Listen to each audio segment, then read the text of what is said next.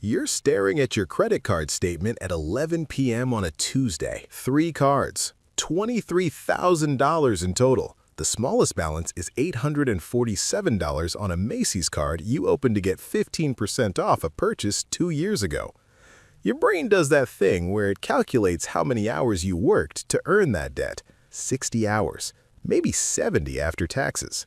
And you remember the advice everyone gives: pay off the smallest balance first. Build momentum.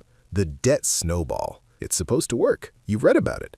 You're going to start Monday. For real this time. Spoiler alert, you won't. My name is Peter, and in this video, we're going to talk about why the method that's supposed to help you eliminate debt is probably the exact reason you're still drowning in it. If you find this helpful, hit the like button and drop a comment if you've ever tried the snowball method and quit. You're definitely not alone. Here's the thing nobody tells you. It's not you, it's the math. Right now, 47% of American credit card holders are carrying a balance month to month. The average household owes over $11,000 in credit card debt. That's not counting student loans, car payments, or anything else. And the average interest rate on those balances? 22%, which means if you're making minimum payments on that $11,000, you're looking at 22 years to pay it off and $18,500 in interest. You'll pay nearly triple what you borrowed. But here's where it gets interesting. When people try the debt snowball method, paying off the smallest debt first regardless of interest rate, about 60% of them quit within the first year. 60%! That's not a success rate. That's a failure factory. So why does this happen? Because the snowball method is designed for a version of you that doesn't exist. It assumes you have financial breathing room. It assumes your income is stable. It assumes nothing breaks. It assumes you won't need new tires or an emergency room visit, or that your hours won't get cut. The method is built for ideal conditions that almost nobody actually has. Let me show you what really happens. Let's say you've got that same debt load. 3 credit cards totaling $23,000. Card 1, $847 at 18%. Card 2, $6,200 at 24%. Card 3, $16,000 at 21%. You start with the snowball. You attack that $847. You throw an extra $200 at it every month. You feel good. You pay it off in 4 months. Victory lap. But during those 4 months, what happened to card 2? The one with $6,200 at 24%? It grew. You were making the minimum payment, maybe $120 a month, but interest was adding $124 every month. You thought you were winning. You weren't even breaking even. For every dollar you threw at the small debt, the big debt was compounding against you. Over those 4 months, while you were celebrating your snowball momentum, you added nearly $500 to your total debt load. You moved backwards, and you didn't even know it.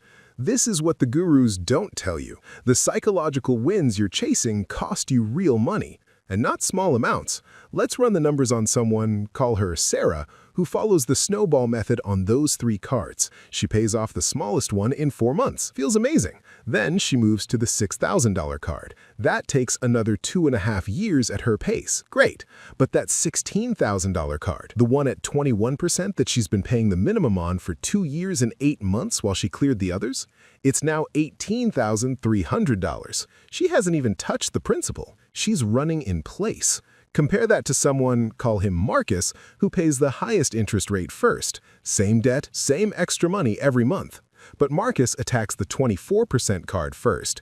That $6,000 balance. He knocks it out in a year and 4 months. Then the 21% $16,000 card, then the small one. Marcus is debt-free in 4 years and 2 months. Sarah, she's got that $16,000 card, now grown to over $19,000 for another 3 years. She'll spend 7 years total in debt. Marcus spent 4. Sarah pays $31,000 total to clear $23,000 in debt. Marcus pays $27,000, $4,000. That's the cost of momentum. That's the price of the psychological win. But here's the deeper problem.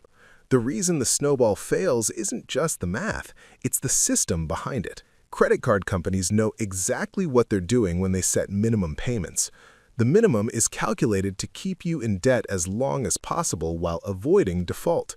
It's typically 2% of your balance, which means on a $6,000 card, you're paying $120, and $100 of that is interest. You're paying $20 toward principal. At that rate, you're not digging out. You're treading water. And the credit card company is making 22% annually on your misery. The snowball method also assumes you have the cognitive bandwidth to optimize your debt strategy. But if you're stressed about money, which you are if you have $23,000 in credit card debt, your brain is working overtime just to function. There's a concept in behavioral economics called cognitive bandwidth. When you're under financial stress, your ability to make complex decisions drops. You default to simple rules, and pay the smallest first feels simple. It feels achievable. But it's not strategic, it's emotional triage.